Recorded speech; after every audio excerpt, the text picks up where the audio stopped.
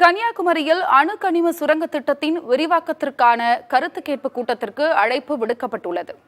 ஏற்கனவே இந்த கூட்டத்திற்கு எதிர்ப்பு தெரிவித்து வந்த நிலையில் போராட்ட குழுவின் அடுத்த கட்ட நடவடிக்கை குறித்த விவரங்களை செய்தியாளர் மருதுவிடம் கேட்கலாம். மருது, போராட்ட குழுவினரோட அடுத்த கட்ட நடவடிக்கை அங்கு என்னவா இருக்கு? அங்குள்ள தற்போதைய களச்சூழல் என்ன?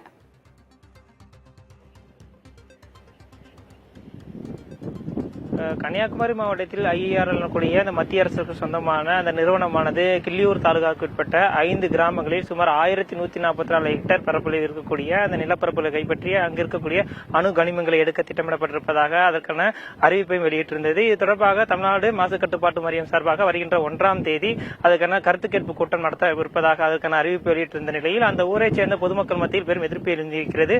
தொடர்ந்து இந்த ஊரை சேர்ந்த பொதுமக்கள் மாவட்ட ஆட்சியரை சந்தித்து மனுவும் அளித்திருக்கிறார்கள். பல்வேறு போராட்டங்களையும் அறிவித்திருக்கிறார்கள். இந்நிலையில் போராட்ட குழுவினர் நம்மோடு இருக்காங்க, அவரோட கேட்கலாம். சார் வணக்கம். தொடர்ந்து பல்வேறு வகையான போராட்டங்கள் எடுத்துக்கிட்டு இருக்கீங்க. சுமார் 1144 ஏக்கர் பரப்பளவு. இதுல எத்தனை ஹெக்டேர், இதுல எத்தனை கிராமங்கள் இருக்கு, இதுல எத்தனை குடியிருப்புகள் இருக்காங்க, எவ்வளவு பேர் மக்கள் இருக்காங்க, என்ன மாதிரி பாதிப்புகளை சந்திக்க வாய்ப்பு இருக்காது? அப்போ இது மிடாலம் வருவாய் கிராமம் முதல் 7 தேச வருவாய் கிராமம் வரை ஏறக்குறை 2 லட்சத்திற்கு அதிகமாக மக்கள் தொகை குடியிருக்கக்கூடிய இடம். அப்போ இப்ப நாங்க இருக்கக்கூடிய இடம் இணையம் புத்தந்துறை ஊராட்சி. இந்த இணையம் புத்தந்துறை ஊராட்சி இணையம் ஊர்ல மட்டுமே 7000 மக்கள் தொகை அதிகமாக இருக்கக்கூடிய இடம்.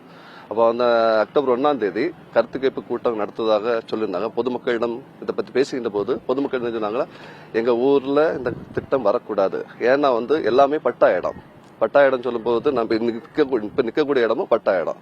இந்த இடமும் அங்க மணல் அகழ்வுக்கு கையகப்படுத்துகின்ற ஒரு நிலை இருக்குது. எங்க கோயில், கல்லறை தோட்டம், பள்ளிக்கூடங்கள், அந்த பொது கிணறு, பொதுச்சாலை, கடற்கரை ஓரங்கள், மக்கள் குடியிருக்கின்ற எல்லா குடியிருப்புகளுமே அதுல உள்ளடங்கி வருது.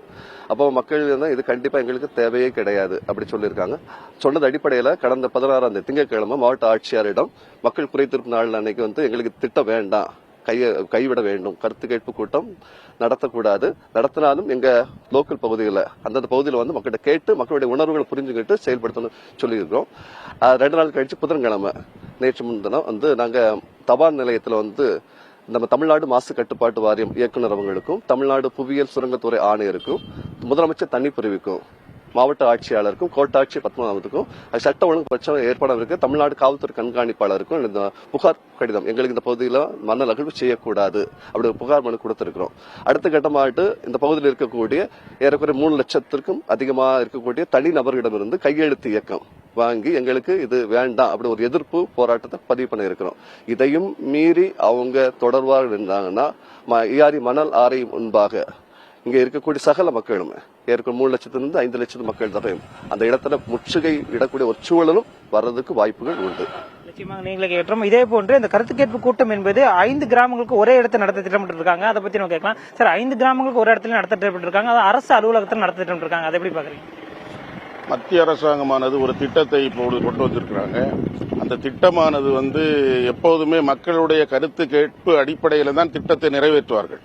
ஆனால் மக்களுடைய கருத்து கேட்பு என்பது மக்கள் மத்தியில் அந்த இடம் எந்த இடத்தில் அந்த பணி தொடங்க போகிறார்களோ அந்த இடத்தில் வைத்து கருத்து கேட்க வேண்டும். அதல்லாமல் அவர்கள் அரசினுடைய அலுவலகங்களில் வைத்து அந்த கருத்து கேட்பு கூட்டம் வைத்தால் அவர்களை சார்ந்தவர்கள் மற்றும் அவர்கள் ஏற்பாடு செய்யக்கூடியவர்கள் மட்டுமே அதில் கலந்து கொள்ளக்கூடிய வாய்ப்பு இருக்கிறது. எனவே வரக்கூடிய அந்த கருத்து கேட்பு கூட்டமானது இந்த இணையம்புத்தந்துறை ஊராட்சி மற்றும் டாலம் ஊராட்சி, அதுபோல 7 தேசம் பேரூராட்சி மற்றும் கொல்லங்கோடு நகராட்சி ஆகிய பகுதிகளில் அந்தந்த பகுதிகளில் சென்று அவர்கள் கருத்து கேட்க வேண்டும் என்று கேட்டுக்கொள்கிறேன். மேலும் அது மட்டுமல்ல, ஏற்கனவே இது மாதிரி ஒரு நாசகார திட்டத்தை இந்த ஊரில் தான் மத்திய அரசாங்கம் கொண்டு வந்தன. அது வர்த்தக துறைமுகம் என்ற பெயரிலே ஒரு திட்டத்தை கொண்டு வந்தார்கள். அப்பொழுதும் நாங்கள் இதுபோல போராடி இருந்தோம். அப்பொழுதும் போராட்டத்தின் அடிப்படையிலே அந்த திட்டம் நிறுத்தப்பட்டது. இப்போ அந்த நேரத்தில் அப்போது இருந்த மாநில அரசாங்கமானது கடுமையாக எதிர்த்தது.